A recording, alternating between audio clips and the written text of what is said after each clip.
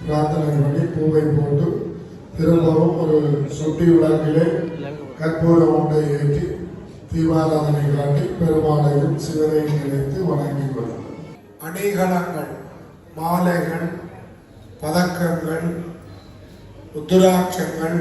போன்றவைகள், துளசி மாலைகளை ஐயப்பனுக்கு அணிவதாக பூக்களை கையிலே எடுத்து பாதத்திலே போட்டு